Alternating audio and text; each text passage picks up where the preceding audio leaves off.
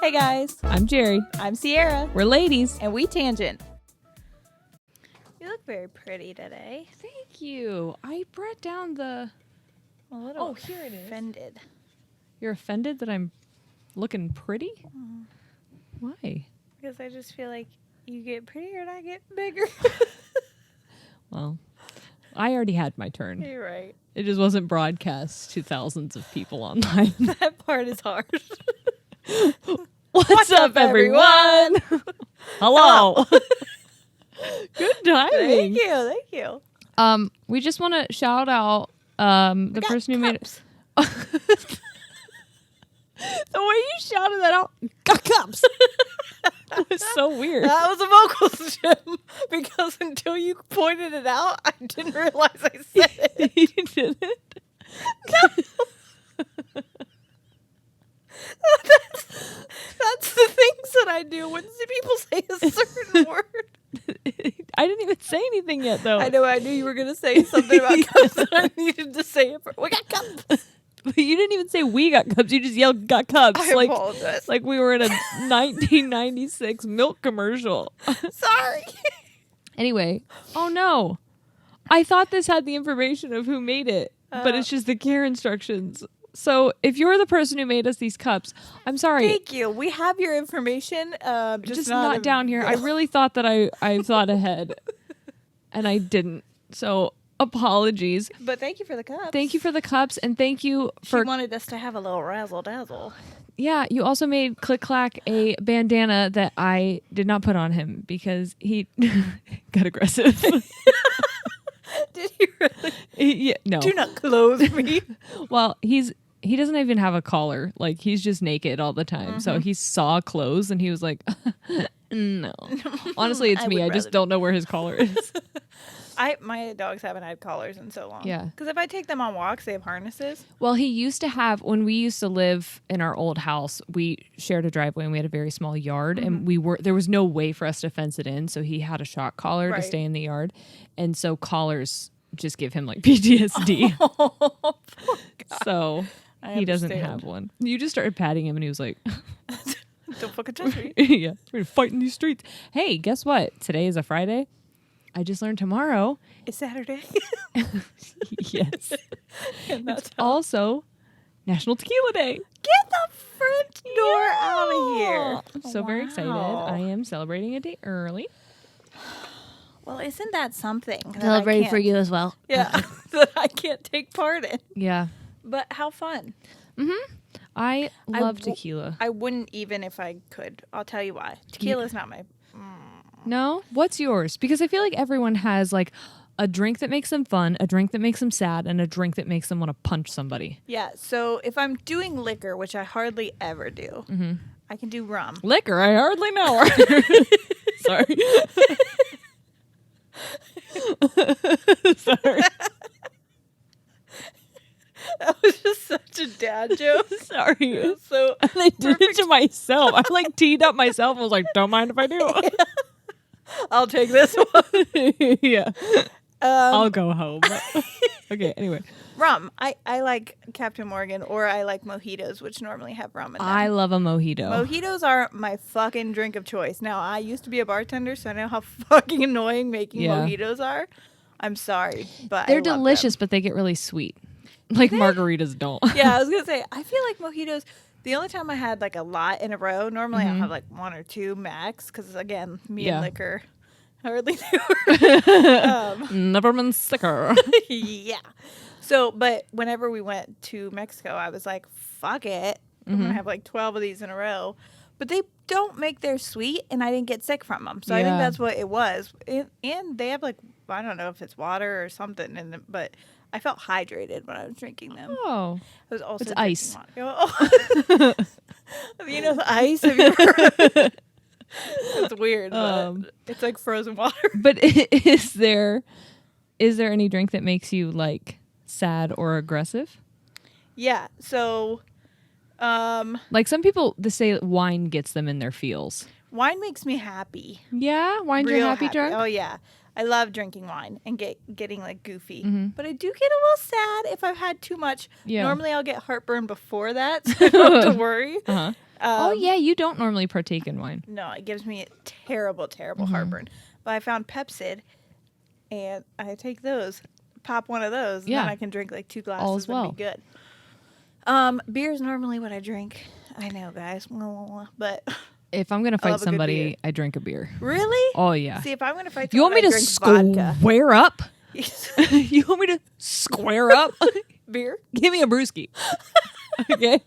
See, my brewskis are just like I'm chilling with, but my not friends. like an IPA. Oh, IPAs are what do it for me. Oh my gosh, an IPA will just get me hammer town. Blackout. But like a Coors Light, and all of a sudden, I'm meeting someone in a back parking lot. See, that's how I am with vodka. Yeah, which used to be my early 20s drink of choice. I think that makes a lot of sense. Vodka. You're going to see parts of my body I didn't intend you to see at the beginning of the night. That's tequila for me. That's why I don't do tequila. Also, I had a Patron night, which I think everyone in the world has had, like a Patron night, but it might not be Patron. But it's like a night with a liquor that makes you never want. I can't even be in the same room with it. Yeah. I'm pretty sure I got lightweight alcohol poisoning, so it's not funny. Yeah. But I did throw up. The night you butt chugged. Took a full tampon of the Patron. No. This guy at the bar was trying to impress me, and I was trying to impress him. So he was like, let's do Patron shots. Yeah. He was buying them for me. And he was like, I'm going to buy these because they're like $9 a fucking shot. Ridiculous. But I was like... This is unlocking a memory from the poop house. Go ahead. So I was like, I'm going to impress you by going shot for shot with you, who normally drinks Patron. And I did them all within like 30 minutes. Probably like 4. Oh, they hit you later. Oh my God. They hit you hard later. Oh my God. So then I was like walking around and I started like, woo. And I was like, hey, I'm going to fucking throw up.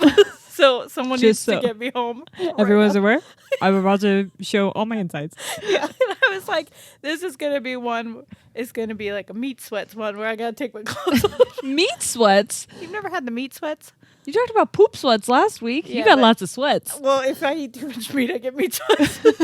Someone's going to diagnose you. Oh, no. Thank you to everyone who keeps diagnosing Sierra. She did bring it up to her doctor. Hey, and to be fair, you're really making me feel better about my hypochondria. Yeah. You're really reinforcing that. Things are being monitored now. Yeah. But, so then I did get a ride home. I had to drive like... It's not good with the microphone, but I had to drive with my hands over my mouth. You had to ride. I didn't drive. Oh my God. I did not drive. Yeah, that wasn't the time. I put my hand over my mouth and my eyes. I drove. It's better that I don't see this. No one should witness what's about to happen. Yeah. Drinking and driving is not funny. It's not funny. It's not funny. It's not funny. So I rode, and he was like, do not fucking throw up in my car. Don't throw up in my car. It was the DJ. You know.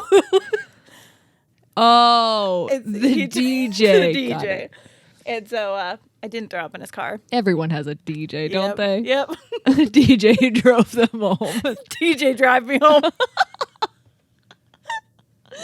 So then I finally got home. Hey, Mr. DJ, won't you drive me home? I promise not to puke in your car. And I didn't. I made it to my bathtub. Not even the toilet. I made it to the bathtub, and guess who forgot they had pasta earlier? And then, because I was blacking out, I tried to shove it down the drain. No! I know. Hair doesn't go down the drain. You thought noodles were going to go down the drain? And then my ex-boyfriend, who wasn't the DJ, walked in on that scene. Oh, I also had fried pickles. Fried pickles and pasta. What the fuck was wrong with me? I used to pregame hard. Yeah. Oh, you were carbo 20s. Loading for Patron night? Yes.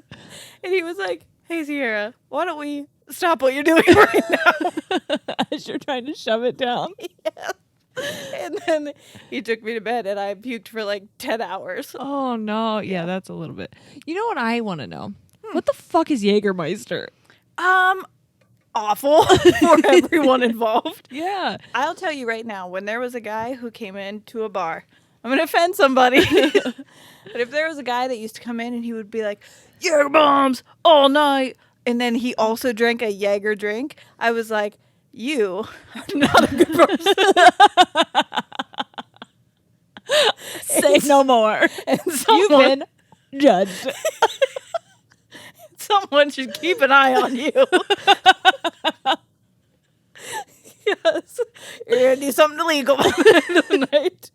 And it's probably to a female. I didn't want to say it, but honestly, Yeah. it was always those types of guys where I was like, hey, ladies, don't fucking go home with this one. Seriously. Yeah. Ugh. It was bad times. So anyway, I don't know what Jaeger is. And I just am curious to know what it is. I made out with a man wearing a glove one time when I had Jaeger. Did you drink Jaeger? Yeah. That wasn't my drink of choice. That was just what they had. And I was like, okay. It's terrible. Yeah, it's gross. It tastes like Everyone's actual garbage. People are like, it tastes like black licorice. And I'm like, which also should be illegal. That's the worst disgusting. licorice. Yeah. Why do we like that? And then I think why I didn't like it. If there's one thing I don't want to do with black licorice, it's drink it. So gross. Why don't you blend that up for me and serve it to me warm? Yeah. Because we literally, there would have like Jaeger a chill machine. I remember we tried to get one and it broke because I worked Because it's like, we must be hot. Yeah, I worked in a dingy ass bar. But again, these guys didn't give a fuck. And so I was like, you're drinking hot Jaeger. I'm judging you. Yeah. Sorry. Oh, it was so gross. I was always like, we have every other kind of liquor here, bud. Are you for That's sure? the one you pick. Okay. If anyone's favorite drink is Jaeger, unsubscribe. Yeah. Honestly, we don't want you here. I'm just kidding. I'm kidding. I'm seriously kidding. But what is wrong with you? Use code tangents anywhere you can. Who hurt you? Yeah. Because nobody should like Jaeger. Ugh. That much. I'll do a Jaeger bomb.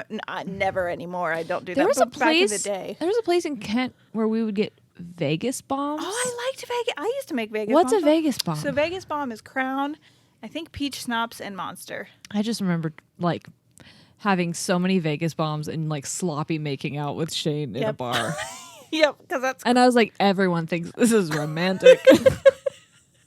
I had a bunch of Vegas bombs on New Year's one night and accidentally showed my whole ass to the bar, and my boss was there. See, there's one liquor that like. Well, you said that was tequila. Turns out it's just a lot of And them. it turns out it's liquor. That's why I don't Yeah, drink liquor fair a enough. lot.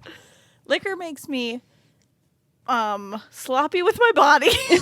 Okay. That's the nicest way I can put that. Okay. And sloppy with my mouth. Wait. And My words. there you go. There you But go. also sometimes my mouth if it's coming back up. Oh, yeah. What we're saying is you don't need alcohol to have a good time, guys. No, look at me. I'm 6 months sober. Yeah. Sometimes I'll listen to old episodes if people like bring them up in the Fangens page or like share them on their story, and I'm like, what did I say in that one? Yeah. And I forget that I'm pregnant until I make some kind of a comment because I kind of still sound drunk, which just proves to people That we don't need alcohol to have a good time. that we're this way sober. Yeah. Yeah. So many people are like, look at them, they're high as fuck or they're drunk as fuck. And I was like, I'm so sober. And Yeah. also Painfully sober. Yeah. And there was a time at the beginning when I was in solidarity with you before I realized like that's no fun for me. no, it's no fun for anybody. Yeah. Get on. And you weren't in solidarity with me the whole time. Well, no, I wasn't. Okay. No, you got sad and you started drinking again. That sounds about right. Oh, alcohol is a depressant. So if you think that's going to make you feel better, It's it not. doesn't. Yeah. And if you think that it will, drink like 2 max and that's it. Oh my God, we tricked you. This is an intervention. Surprise. Should we talk about this? Because we everyone can. here loves you. We didn't mean unsubscribe. Yeah, come back, Jaeger Bros. You're welcome to. All right, I'm kidding. Get out. Fooled ya. Okay. Do you have a monster tattoo? Get out. Oh, you do have a monster tattoo, don't you? Oh my goodness. And you have a pair of testicles hanging from your truck. I'm sure of it. Oh my God, truck nuts. I stared at truck nuts for the longest time. Like, Why? Why? Why? You made a choice. You made a choice To put testicles on your vehicle. to purchase and put testicles on your vehicle. Yeah. And even if it wasn't your choice to purchase them and it was a gift, you still made the choice to put them on your vehicle. Hang them from your freaking mirror, at least. So they get to look in the mirror and then see themselves with truck nuts hanging from their face. That'd be way funnier. I'm doing truck nuts for me, not for other people. You're right. You're right. Because I'm not touching my Oh, yeah. I'm so nervous.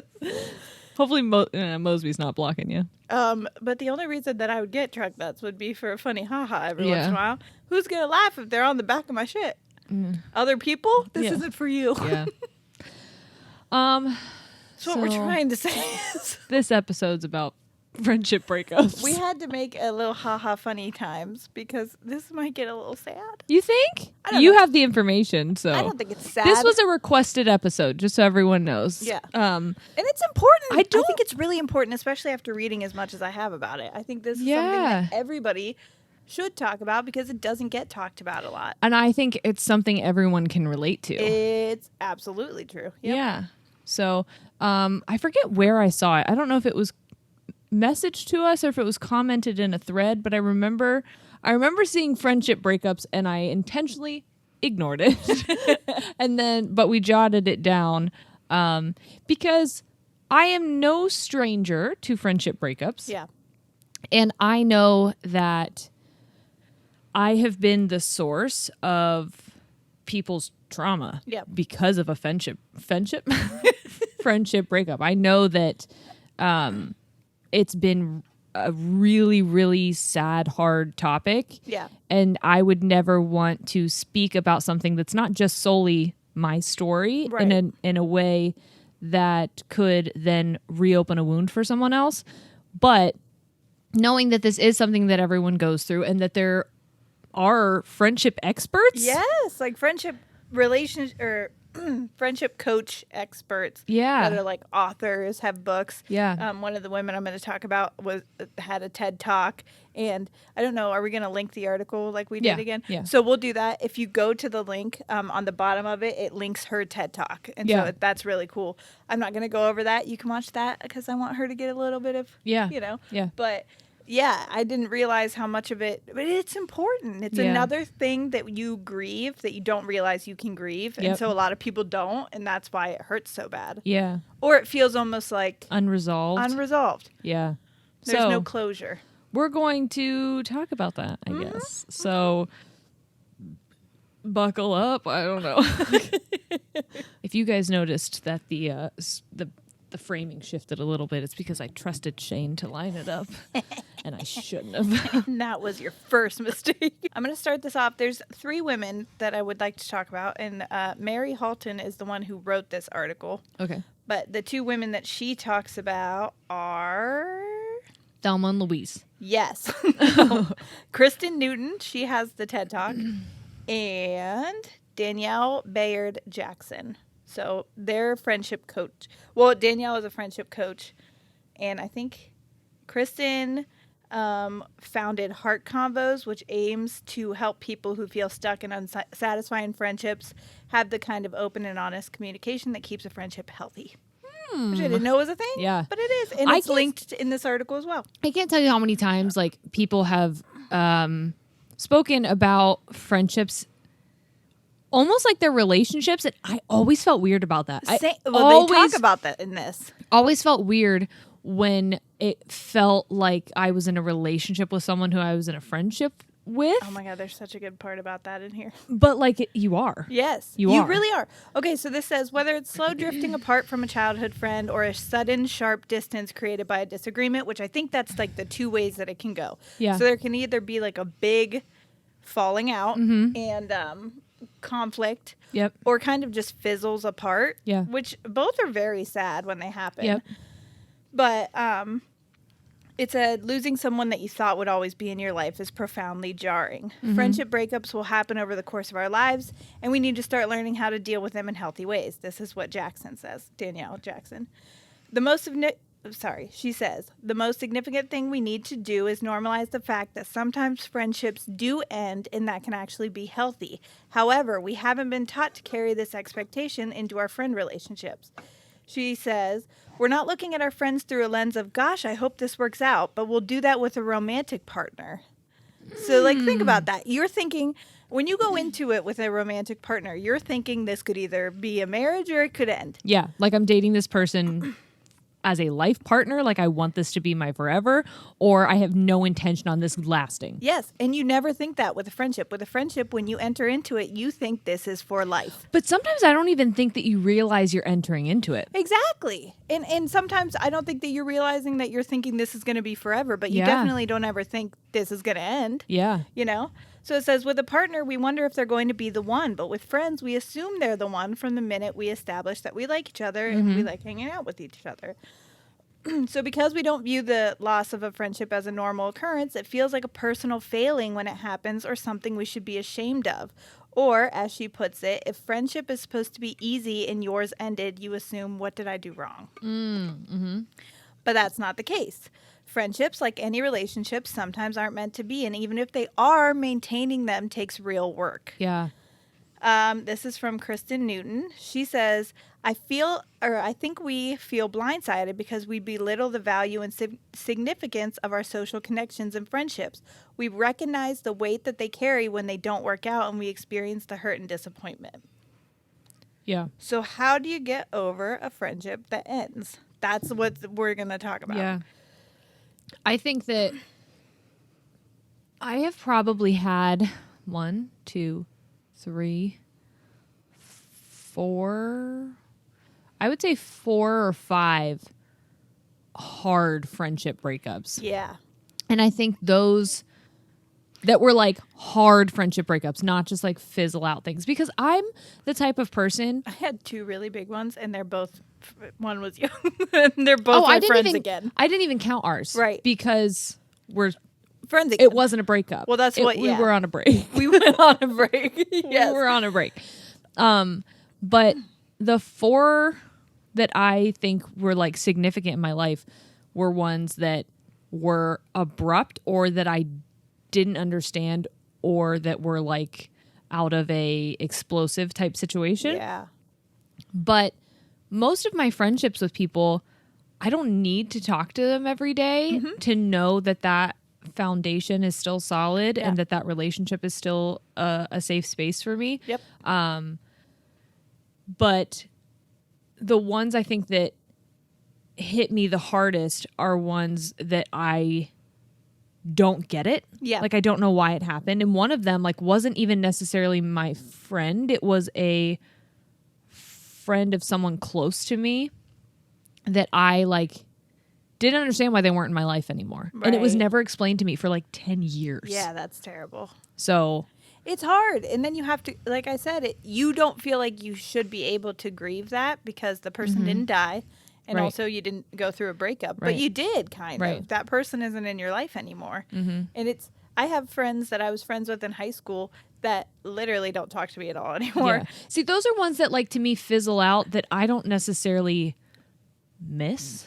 See, I don't miss them either. Yeah. However, it feels kind of like that unresolved feeling. Yeah, like it feels like there was no, what's the word that people need when they end a relationship? Closure. Yeah. There was no closure. So I feel like, and then I think there's that awkward part in like your mid-20s with the people that you were friends with in high school where you try to rekindle it and then you get together and you realize how different you are and it's like so awkward. Yeah. And then you don't know where to go because you're both kind of like understanding that this is over. Right. But at the same time, neither one of you wants to be like, well, I'll see you never. Goodbye.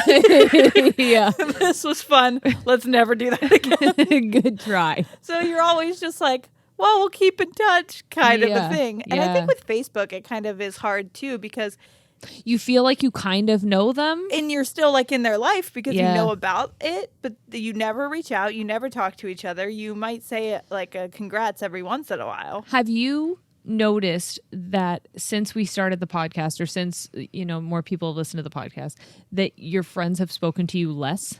No, I was going to say more. You think more?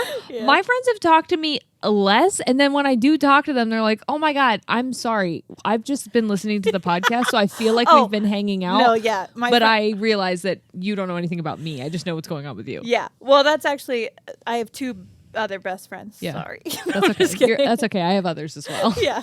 But Kristen and Lindsay, shout out because I love you both so much. Oh my God, Lindsay, I'm so sorry I never messaged you back about headshots. I'm a piece of shit. I'm so sorry. We'll get back to you. You just jogged that memory of mine. Well, you can. I don't have any time, but I feel so guilty. I will make time for you. I'm sorry. Yes. If you still need them. The thing that I love about both Lindsay and Kristen are they are friends that I can go. Me and Lindsay have gone like 5 years without speaking to each other, literally. Yeah. And then when we get together, it's never awkward. It's always like, whoop, picks right back up. I don't ever want to leave when I'm with them, but it's that strong foundation again. Where same with Kristen. If I'm not around her for a while and then we get together, we're like, blah, blah, blah, blah, blah. Yeah. But whenever we're apart, I guess I just don't even think about it because we're both just doing our things. Yeah. And then she said the one day, same thing. She's like, I just listen to you guys all the time and I just feel like we're together. Yeah. So I don't realize I feel like I filled my Sierra cup, or I feel like I filled my Jerry cup. Yeah. But like we had our social interaction. Yeah. But I love the people that you can go without, but then there's people that you go without and you're like, yeah, I'm probably never going to talk to these people again. It's probably I'm enjoying actually this break from this person. And it feels terrible because you shared a closeness and there's so many, like, I remember one of my friends from high school, I mean, I was with her every single day for like years. I feel like we were together all the time or talking or doing something. She was at my house constantly or I was at hers. And now I'll see her and it'll be fine. But we don't go out of our way to see each other. Right. And it almost feels like I'm a mean person for that. But I know that she probably wouldn't enjoy it either if we hung out. But neither one of us wants to acknowledge that. So we just... See, I think the weird part is, if this is the person I'm thinking of, they just had like a life milestone moment. And like you're about to have another life milestone moment.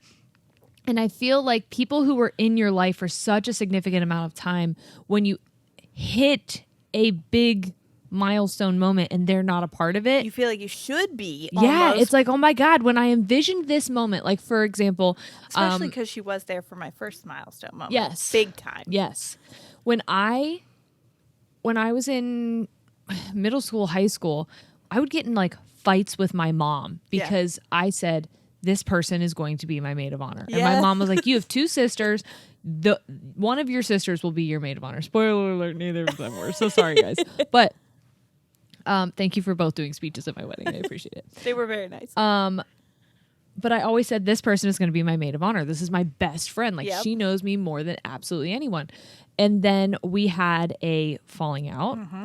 A lot of it was I really struggled to know who I was as a person. I've mentioned before that my imposter syndrome was born in me at a very young age, and that I felt like I needed to fit into this mold of whoever I needed to be to make the other person happy. And I didn't realize until I was in college that like just being who I was enough to make people happy. Yeah. But that person didn't fit with those other people anymore. Yeah. So in order for me to be who I needed to be for me to like me, right, I wasn't going to be liked by this other person anymore. But when I was engaged and we were planning my bachelorette party and I was thinking about my wedding, I'm like, oh my God, I'm not even speaking to this person. Yep. This person who I swore was going to be my maid of honor has never even met my fiance. Yep. And I tried to rekindle that friendship. And it was like you said, it was just, we were 2 different people. Yes. And as hard as we tried to make, almost like, you know how Shane and I have been together for 10 years. Yeah. Sorry, is this easy to follow? If it's not easy to follow, sorry. Most of our listeners also have ADHD. So they're checked out.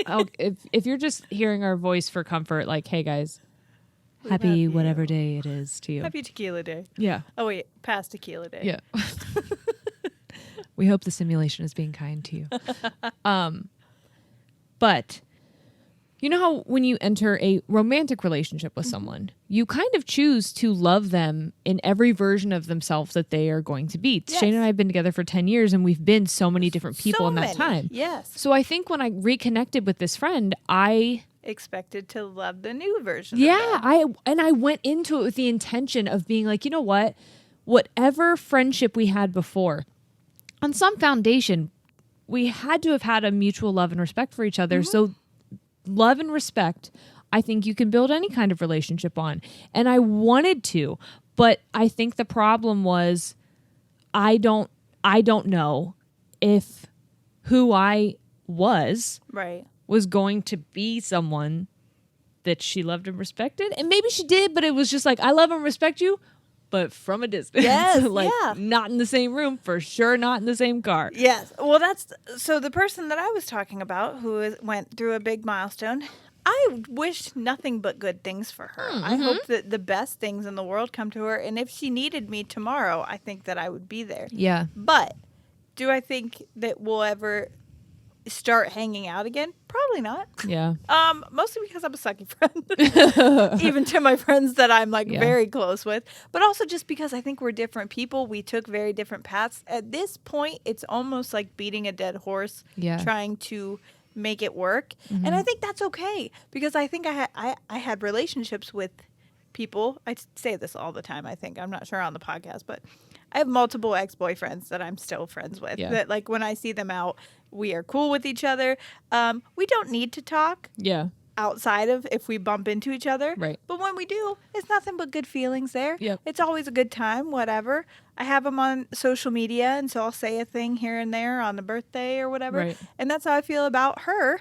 And I think that's okay. Yeah. If I see her out, I'm sure we would go over, we would talk, we would catch up. It would be a great time, and then we would go our separate ways again, and it would be fine. And in that way, you get to preserve that relationship without because maintaining I think if you force it, it's going to and that's what I did. Yes. I tried to force this relationship, and it gets to the point where you're both like, oh, we don't like this. I think the problem was what I wanted from the friendship and what she wanted from the friendship and what we were both willing to give to the friendship were two different things. And I don't think either one of us was wrong for the expectations that we put on the relationship, but it just was never going to work. And I think had we not had the falling out that we had, because I think what I did to this person hurt her deeply. Yeah.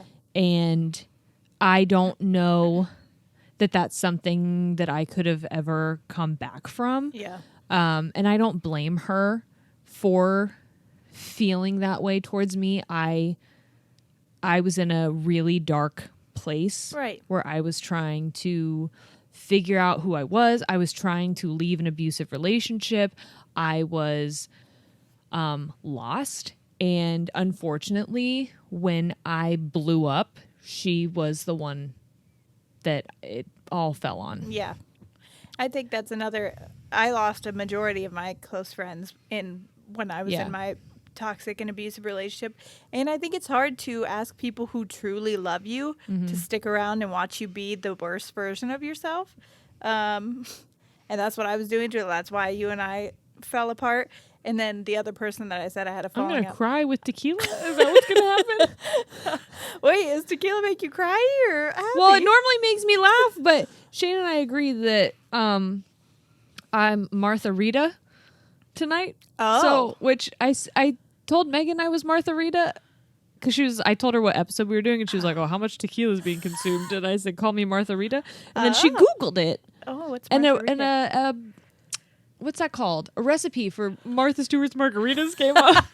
I thought I was being clever, calling myself Martha Rita. And I was only speaking with a British accent earlier. Anyway, that's neither here nor there. But when you talk about what happened with us, it makes me very emotional. Yeah. And I can say that looking in from your side, because the other friendship breakup that I had that was explosive was with Kristen. Mm-hmm. I can say that because, we're cool now. We're still besties. No one go fight Kristen. No, she's an amazing human. But it was the same situation where I was watching her in a terrible relationship and I loved her so much. And I had to be like, I can't do this anymore because I love you and I'm watching someone break you. Yeah. And you were defending him. I did the same thing. So I get it. But well, that was the hard part with us, is because I told you I wouldn't leave. Yeah. I told you. I said over and over again, you can be mad at me. You can call me names. You can cuss at me. You can tell me I'm wrong. You can hate me forever. But if you hate me and you're safe, I don't care. Yeah. And I'm not going anywhere. I'm not going to stop checking in on you. I'm not going to stop driving past your house. I'm not going to stop making him feel threatened by my presence. Which it did. It worked. Good. And same with Kristen's boyfriend. Yeah. I'm still watching you. Just kidding. But eventually we became friends again once he was out of the picture, because she was like, I saw what you were trying to do. I understand. Even he said something to me later, like, I get it. And she used to cry on the couch and like scream at me and be like, you took my best friend away from me and things like that.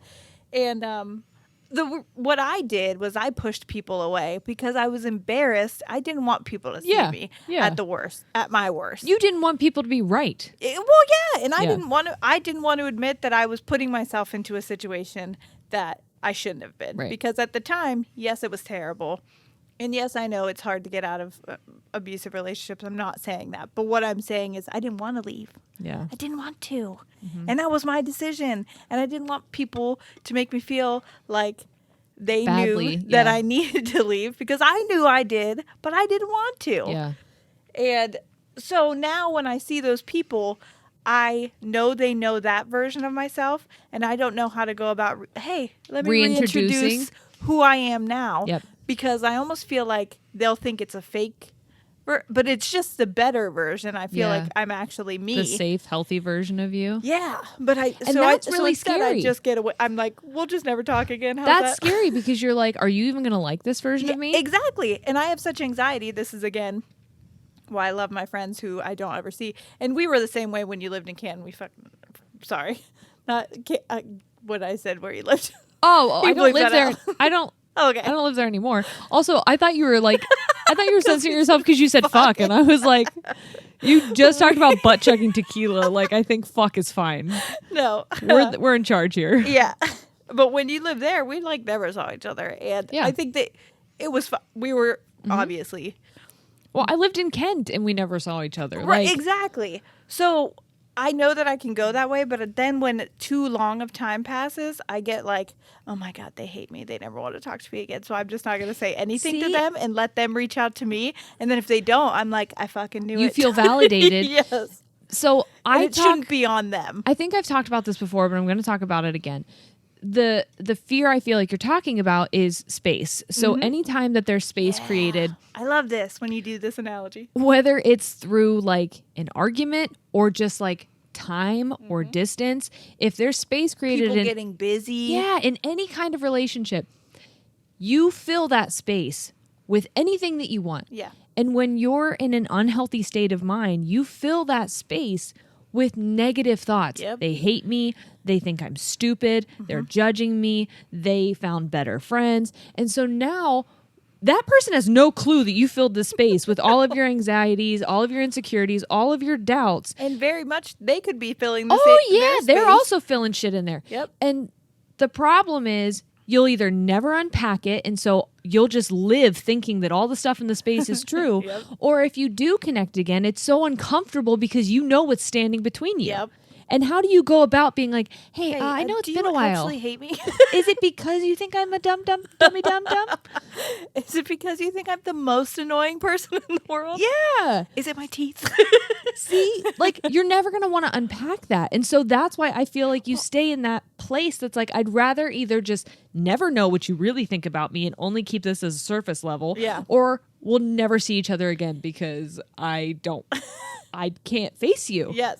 And the two friends that I have talking about, I haven't seen them since I've been pregnant. And that's 100% on me because in my head, I'm thinking, and they're not my party friends. Like, that's the thing too. Yes, we would drink maybe some wine when we would hang out or have a White Claw every now and then. But like, we weren't like, let's go out to the bar and drink together kind of friends. We would have really like great conversations and just be with each other and like have good whatever. But in my mind, I'm like, I'm no fun because I'm pregnant. They don't want to hang out with me and hear me complain. They both have children. Yep. And Kristen has recently been pregnant and had a child. So you filled that space. Yes, because in my head, I'm like, they don't fucking... Or... And they could fill it with, Sierra doesn't want to hang out with us because... she's got so much going on and blah, blah, blah. Because I also don't want to get together. There's a small part of me since the podcast... This is going to sound so... whatever. Since the podcast is getting bigger, that I almost want to talk about it less with people. Because I feel like... And people will approach me with it, like, "Oh my God, your podcast, that's so amazing!" Yeah. And I'll be like, "Yeah, it's cool," and not want to say anything else because I'm like, if I start talking about it, I feel like what a little braggy brag. I am the opposite, where I'll answer questions and then berate myself afterwards, be like, "Wow, Jerry, you just made someone else's 21st birthday party all about fucking you." Yes, even though they ask. Yeah. I'm like, "Oh my God, you sound like such a pretentious asshole right now." So in my head, I'll just be like, or in my head, that's what will happen. Out loud, I'll just be like, "Yeah, it's fine." Yep. And then they're like, "So, yeah." So now you think all your friends hate you? Yes. Because I'm a pretentious asshole. Even though they support this, they listen constantly. Yeah. They want like good things for me in my life. But Which I'm is like, a good friend. they love me. They're good friends to me. I'm just a piece of shit. I am. You are not. I really am. You're not. No, I'm not. I just have anxiety, which is a trauma response. I know because when I was in high school and had these friendships, I never thought this way.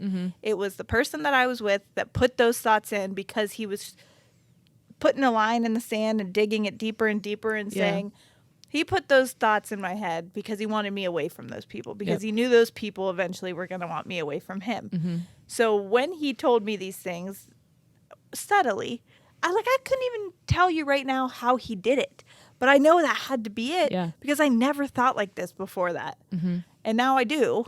And it's sad because when I hang out with these people, it'll be like for 4 hours and then I'm like, how about we just never go to sleep? Because I just want to be here forever. Yeah. And then when I leave, it's sad because I'm like, well, there goes, I'll see you in a year. Yeah. Well, that's the hard part too, is I don't think people realize that when you get older, you just have less time to invest in these friendships. And so like what friendship looks like is different. It's so different. I remember my sister saying something to me about how I had no friends. And I was like, what do you mean I have no friends? She's like, you don't go anywhere. No one invites you anywhere. And I'm like, I had to explain to her I don't have time for that. Well, I was in college at the time. I'm like, my friends live all over the country. Yeah. It's not that we all go to the same high school and we can go. I mean, no one invited me then, but it's not like we all live in the same space and we can go to the movies or we can go to the mall. Like, that's not a thing. Yep. Our getting together is once a year. Yep. And it's like, fill up your friend cup and then hope for the best. Yeah. Check in on each other when you can. Yeah. It has to be a more deep connection than that. And I think that's why you have to be careful, like, about, at least for me, I'm more careful about who I let into my space and how much I allow them to have of me anymore, because the thought of friendships blowing up the way that they did previously would be so much more damaging to me now. Oh, yeah. Than it was then. Yeah, it's devastating because what you are forming now is like real, lasting relationships, you think. I feel like I'm marrying all of these people. Yeah. Like, I want you in my life forever if you're in it now. Yeah, and you're talking about, like, vulnerable stuff, like your children and your fears about... That's the difference. It's not, we're not going out and partying and drinking at bars. Like, yeah, I sit down, we talk about our kids, we talk about our careers, we talk about our, like, marriages. Our partners, Yes. Like, everything that we talk about now is real life shit. Yeah. And it's like... It's scary to let people in that. Yes, because then if they go away, they know all of that. They know your weaknesses. Yeah, you feel like you're naked in the middle of the room. Yes. Yeah. And I only do that when I drink tequila. So, okay, so when it happens, how do you get over it? So, like, how do you get closure, essentially? Yes. Because have we even really talked about friendship breakups or just, like, friendships in general? We've, like, referenced, like... Yeah, breakups. Friendship. Well, we did, like, hardships. The fizzling out. Yeah. And I think for me, that's the hardest one. You think fizzle outs? I do. I think anything abrupt. Really? But I think that's a trauma response from my childhood. Yeah. And mine is a trauma response from thinking that because we fizzled out, that you'd hate, that you think I'm annoying. Yeah. See, I think that's why I feel guilty about the friendship breakup that happened when I was in college, the one that I was responsible for, is because the thing that I know hurts me the most, I did to someone else. Yeah. Yeah. And I'm not responsible for, like... No, I am responsible for, like, my actions, and I can apologize for that, but I can't control. That's the word I was looking for. I can't control how that's received and whether or not they forgive me, and that's a hard thing for me because I want people to love me. Yeah. Yeah. I want you don't have to like me, but I want you to love me. I do want you to, like... think I'm a good person. Yeah. Yeah, we don't have to be friends, but, like... Well, that's the thing, because, again, you're I not want you that to know I'm person sorry. anymore. Yeah. You're not that person anymore. So the number one thing you can do is give yourself space to grieve.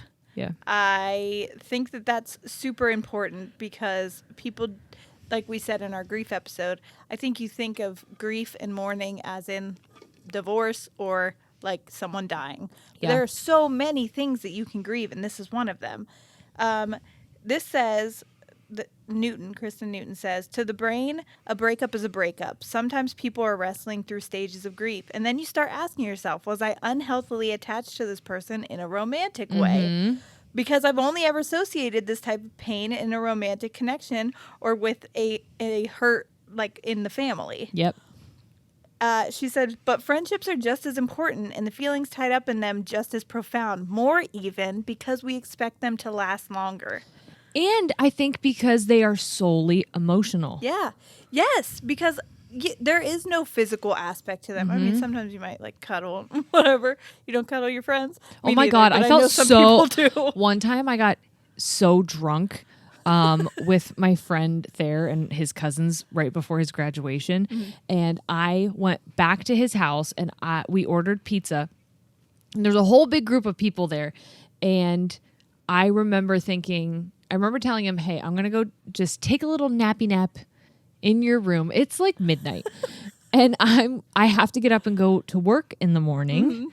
But I have to go home. Like, I have to go the fuck home. So I'm going to go nap for 15 minutes and then I'm going to go home. Yeah. I woke up. He was cuddling me. And I drove to work almost sobbing because I was like, I cheated on Shane. And I called him and I was like, I slept at Thayer's house and I woke up and he cuddled me and he was like, and I'm like, well, isn't that cheating? He's like, Thayer's your best friend. And you were drunk and you slept at someone's house. Right. It's not a big deal. And I'm like, oh my God, who am I dating? Like, my last boyfriend literally would have slashed my tires. Punched some drywall. Yeah. Oh, yeah. So much drywall would have got annihilated. Oh my God. Right next to my head. Yep. Even. Oh, yep. Because that's the way. That's or the way they do it. One time he punched the concrete between my legs. And then his knuckles were so, like, bloody. Well, yeah. And he looked at me like, oh, look what you made me do. And I'm like, what I did? You crazy person. Yeah. Absolute lunatic. That sounds like an unstable human being. Yeah, you know why he drinks Jaeger for sure, doesn't he? I've served him Jaeger bombs. And I'm like, that's fitting. Yep, sounds about right. Yeah, I know some people cuddle with their friends or like hold hands or whatever. I've never been a touchy person with anybody besides somebody that I'm dating or like my child. But I've like gotten close to someone when we're like watching a video or something. Yeah, no, I still can't even do it. We've done it. Have we? We've touched? Yeah, I think so. I don't know. I don't know either. Now that I'm thinking about it. Number 2, get closure if you can. So with a romantic partner, there's usually a breakup conversation, and you know that you're either in the relationship or you're not, but the blurry nature of starting and ending friendships makes it really hard to navigate the end because when is it the end? I read something about closure, and it was like closure isn't... closure is for you, but like you don't necessarily need the other person to get closure. Yes. Because like what's your goal with getting something from the other person? Yeah. Because if you resolve it, if you have that conversation, Then what? you still have to end it in some Yeah. way, or you fixed it. So it's not necessarily closure. Yeah. Closure is a choice Well, it's like it's accepting an apology you didn't receive. Yes. And forgiving someone. Who didn't apologize. Yeah. Who didn't ask for it. That's exactly what it is. Newton recommends diagnosing what has gotten you to where you are, and that means asking yourself a lot of questions like, what exactly happened? How is it affecting me? No, really, how is it affecting me? And then you can do your best to get clarity from your friend if you want to, if that's something that, but it doesn't, closure doesn't necessarily mean that the other person has to be involved. Yeah. And that's, I think what you said is so important. Like, you can get closure from somebody without speaking to them. Yeah. Or just through yourself. Yeah, it's an internal thing. And I think that was one of the hardest things that I've had to work through. And I think that without therapy, I don't know if I would have been able to get through some of the relationship hardships that I've had recently. Yeah. Come here, bud. Good boy. He's like, I'll lay here. Well, he did that last time and he kept knocking my mic, and I just remember hearing it and being like, mother trucker Mosby. But I think through therapy, I've learned that I can only control my actions. And so while I have tried to find closure in situations, I have to ask myself, like, do you stand by your choices? Yep. Do you stand by your actions? Is there anything that you regret? Is there anything that you feel ashamed of or embarrassed of, or that you'd like to take accountability for? If you have done all of that and you are confident in the decisions that you made and that your intent in making them were well intended and were what was best for you, then that's it. You can't. The thing that Barbara tells me over and over again is you cannot control someone else's actions. Yep. You can only control yourself. And how you respond to that. Right. Yeah. And you changing who you are to try to please this other person, to try to fit into this other person's world does not serve you. Nope. So don't do it. Don't do it. And they say if the friendship ends bad, if it's one of the explosive one, Danielle Jackson says, try your best to stop replaying and rehearsing what you should have said. But if a part of your healing process might be to say your piece or to apologize if you're the one who did something wrong, then you need to apologize whether they write you back or not. Yep. So that's it. If you want to apologize, fine. Do it for you. Do not do it for a reaction for them. Do not expect a reaction for them. Because I think if you do that, that's almost manipulative. It is. And nobody owes you forgiveness. Yep. And no one owes you an explanation. No one owes you an apology. No. If you did something wrong to somebody, they don't have to forgive you. Right. And you can apologize, but understand that if you're apologizing, you're doing it for yourself and for that person. Yeah, because you mean it. Yes. And you don't need anything back from them. Right. And I feel like what you just said of stop replaying it over and over again in your head is sometimes you may never know what or if you did anything wrong. Yeah. Yes. And that's why I mention you can only control yourself. And if that's you're going to the hard part of like fizzle out. Yes. Because it's like, what happened? If I'd have made one different decision, would that person still be here? Yeah, it doesn't matter. It doesn't matter. You can't change what is. And so that's why I say, if you're going to replay it, ask yourself if you're confident in your decisions. Yep. And if you are confident in your decisions, then it doesn't matter. Then you you have to cannot let it beat go. yourself up. You cannot replay it and like the game of life, just don't save it. And when you go back in and play, do different choices. That's not how it works. No. But if you do look at it and you think, oh, I could have done something differently, then you can apologize. Yeah. But one of the hardest things is you may never know what the fuck happened. Yeah. Yeah, absolutely. And that just has to be and something you cannot, that you move on from. You can't think your way to figuring it out. Mm-hmm. You'll never know. And that just has to be okay. Yeah. Because the next step is identifying what you need to do to move on. So once you have a proper diagnosis of the impact of the breakup on your life and on your mental and emotional state, then you can treat it properly.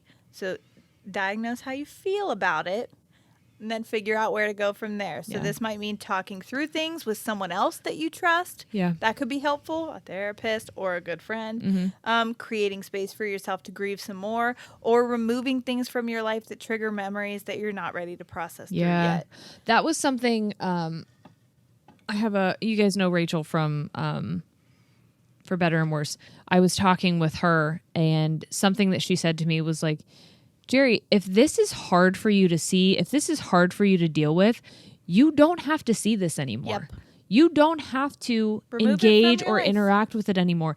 Just it can be gone with a click. If you are seeing someone on social media and it's hurting your heart, remove it. You don't need to see it anymore. Right. And that might hurt the other person, but like, you can't control that. You need to do what's best for you in that moment.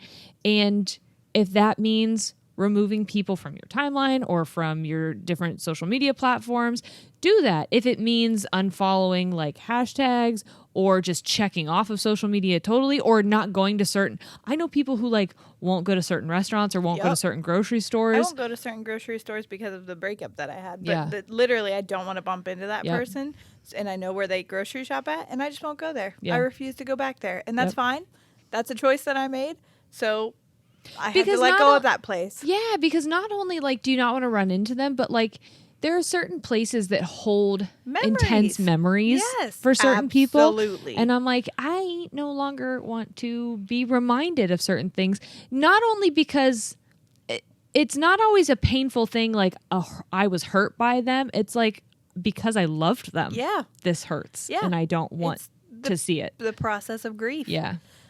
What's important is moving towards using the language of gratitude. So Jackson says, once you can start to put the relationship in the language of the past tense and say, you know what, I'm so thankful they were in my life during that session. Yeah. You can have gratitude for it and not feel bitter. Yeah. Because anger, I was talking to my mom about this, and she was, before we just went out to dinner tonight, and she was like, so what's the topic for tonight? We talked a little bit about it, and she was telling me about things that happened to her, and she's like, and there was a point where I didn't, or I knew why it happened, and I was just so pissed. Every time I thought about it, I was pissed.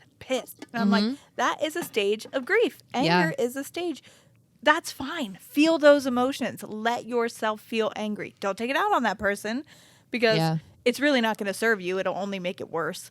But I think also it's important to note that just like grief, I mean, because this is grief. Yeah. You are never going to arrive at being totally healed. Exactly. You will bounce back and forth between all of the stages. It's like relapsing. Yeah. I would, and that's something Barbara tells me all the time. She's like, you're doing so well this week. I can tell that you feel like you're on top of things. I can see that you feel visibly lighter.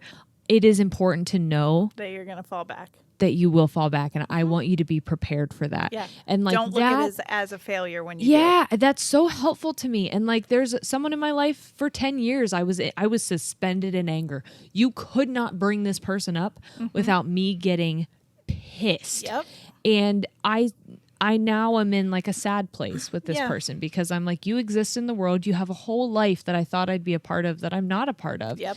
And there's a sadness there. I understand though. I understand now. Yeah. And I am grateful for this person, but I think I'm experiencing multiple stages of grief with that person simultaneously. Yep. And then there's other people, how you kind of mentioned moving to a place of gratitude. It's almost, I've heard people say like, there's a reason for the season.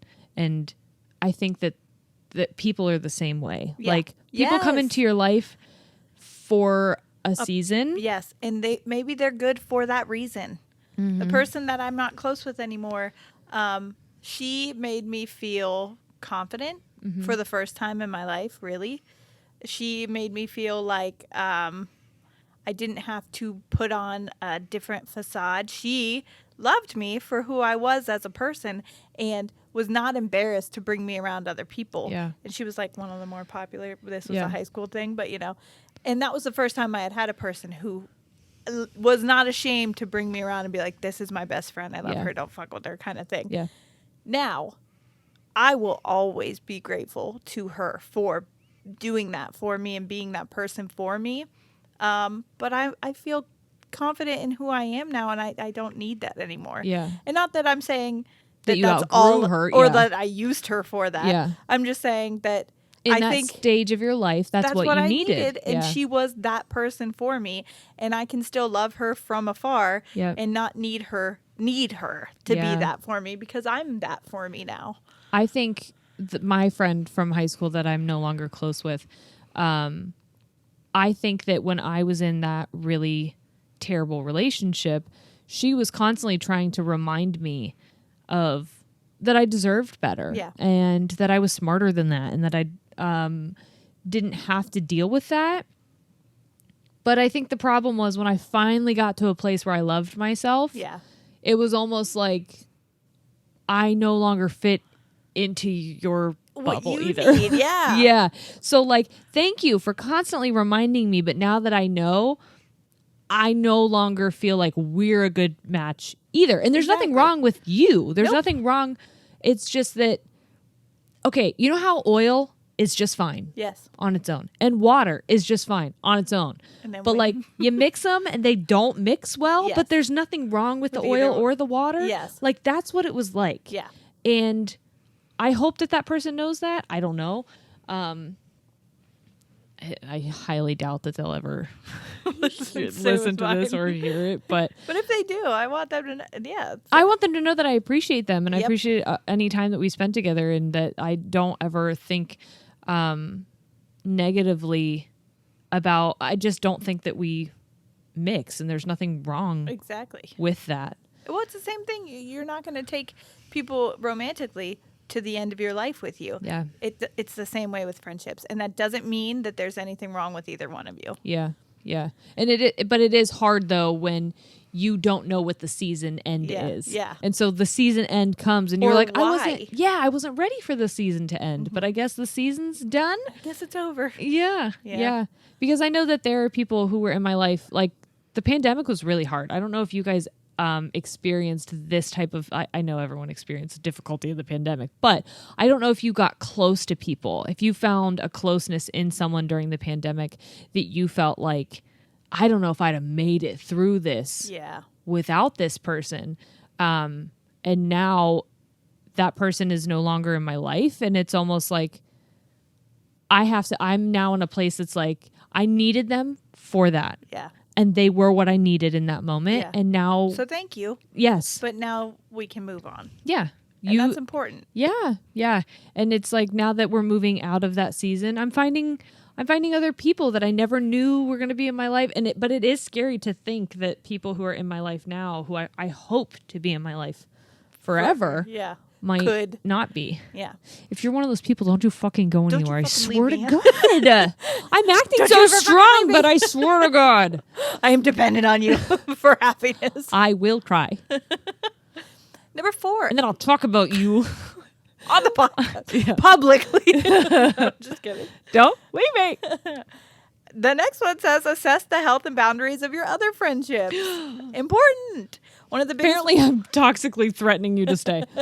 One of the biggest worries that comes with a friendship breakup can be how it will impact your wider group of friends. Yeah. This is important. Because I've never had had a wide group of friends. Me neither. But I do know. What's that like? I do know that the person who I was friends with in high school, who we're not friends with anymore, like, all of the friends that we had as a group are all still friends with her. Yeah. Same with the people that I was friends with. They're friendly to me, but very they're good friends with her. Yeah. That's the same with me. And with the people that I was friends with earlier on in high school, all of them still keep in contact with the same friend group that we had. And it's almost like when you're in a romantic breakup and you have to choose sides, and it's like, well, those are your friends now. Even though I got close to you, I felt like you were my friends. But when push came to shove, you choose this person and you can't choose me anymore. That got you in the divorce, didn't he? And now I'm sad. It says, don't try to hide what's happening. Quote, if I cut off my hand, the rest of my body is going to notice that I don't have a hand anymore. But when True that. That's true. But when friend groups don't have healthy boundaries as a part of their friend culture, if one person falls out with another person within the group, the whole group is going to fall away. So it says, great, you're thinking even more loss. But if that's what ends up happening, it means those friendships weren't healthy to begin with, and they are not well set up to support you. A huge part of maintaining healthy boundaries is realizing that it's okay to have different levels of connection with each other within a group. You can still feel very close to some people and have others only enter your life because they are friends with your friends. Yeah. And that's okay. That's something that you have to be okay with and not take it personally if when that falls apart, they gravitate towards the other person over you. I remember in 7th grade, for some reason, there was specific. a girl that I was not friends with. Yeah. I don't know why, because we grew up together, but her and I were not friends. We're friendly now. Doesn't matter. I want to know who all of these people are. So I, for some reason, didn't like this person. I don't know what the fuck our beef was, but this is just like come back to me. Okay. But the girl that I was friends with for a long time, that we had the explosive friendship breakup, she was friends with both of us. Okay. And I remember her coming to me and saying, like, I just want you to know, like, I am friends with so-and-so, and I hope that's okay with you. And I remember, this is like me giving myself a pat on the back as a child, but I remember saying, like, your friendship with her has nothing to do with our me. Friendship, yeah. Yeah, so, like, just because her and I don't get along does not mean you have to pick sides. Yeah, it doesn't mean that you can't have a friendship with her and that you can't have a friendship with me. So, like, I'm happy for you. Yeah. I'm happy that you are close with her. I'm so glad you have other people that aren't me. Yeah. And I mean that. Yeah. So, I don't know. That just, that, I remember being at my locker. Like, you unlocked a memory for me just then. Where she's like, I just want to let, it was almost like she was telling me she cheated on me. And I'm like, no, you can have. You can have another friend. That was such a catty thing. Gosh, girls in high school and middle school are so. I hope you guys are getting better. I don't know. I don't think we do have a few like young people in our audience. If you're still in the thick of it, know that shit gets better because it does. Wow, that's a rough age. Mm-hmm. And friendships that you have right there, it's okay that you don't carry them into the rest of your life. Yes. And that's okay. You will find you don't wear the same pair of jeans forever. Yeah. You'll find new people. Yep. And that's okay. Number 5 and the last one is remember that you still deserve friendship. It's not always easy to meet new people, especially once you get past your 20s. Oh, it's going to make me emotional. Really? I don't know why. I think it's because I don't make new friends anymore, and I have those too, and I'm afraid to speak to them because I'm afraid they hate me, even though they love me so much. But it's important not to let the loss of one friend make you feel unworthy. Jackson says, I see it become a barrier sometimes to making new friends because we find so much of our identity in our friends. So when a friendship is over, what does that mean for me and who am I? Mm-hmm. I relate to that so much because it's almost like if I connect with you, you have unlocked a part of me that I don't let anyone see. You straight up have like Voldemort, a piece of my soul. Yes. Yes. Yeah. And when it doesn't work out, or if it doesn't work out, you took a piece of my soul with you. I feel broken. Yes. I feel like you saw the most raw version of me and were like, yo, fuck that person. Can't be around that. Yeah, want absolutely fucking nothing to do with that. And it that does make me fearful to open myself up to other new people. Because you're like, wow, maybe I'm the problem. Yep. 100%. Any negative thing I had ever, or any negative thing I put into this space, any negative thing I ever thought about myself, or any negative thing that was said to me by someone else, you just reinforced it. You reinforced it and validated it in that moment by either not telling me what happened or by just, and I feel so guilty knowing I did that to someone else, but what are you going to do? What are you going to do? Just learn from it and grow from it. That's all you can do. It says losing that sense of belonging and acceptance is hard, and all the more reason to work on developing an unconditional sense of self-worth. That is so important. That is innate and can support you through difficult times. This says, lastly, Kristen Newton says, it is important to understand that the overwhelming sense of emotion that we feel amidst the breakup can sometimes feel very paralyzing. It can be difficult to cope with. Give yourself the freedom and the permission to feel what you feel and remind yourself of what is true and act on what you believe. I want to go back to what you said about having an unconditional love for yourself. Sense of self-worth and such. Yes.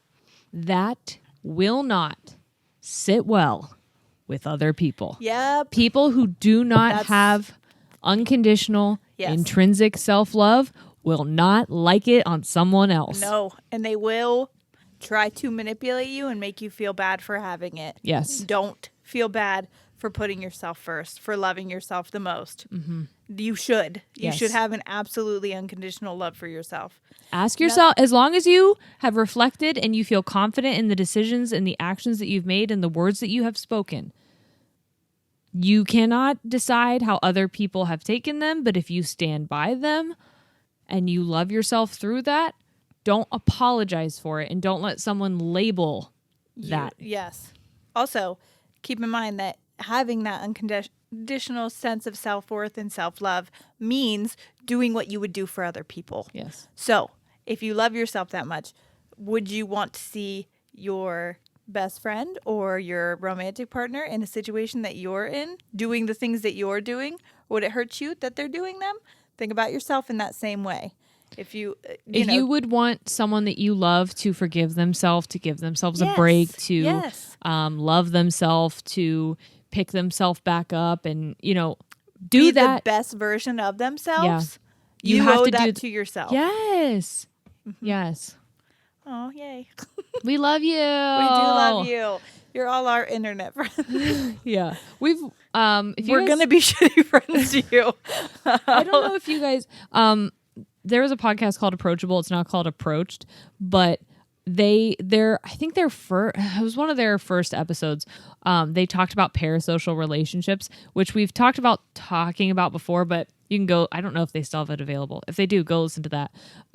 But they talked about how with parasocial relationships, you have relationships with people that you don't know, like us to you guys. You guys probably have a parasocial relationship with us where you feel very invested in our life. Like, us personally, like we're best friends, which we want that. That was the whole point of this, is to give you guys friendship. Yeah. But we don't know you a lot of the time. Like, there's certain ones of you that I do know. Yeah.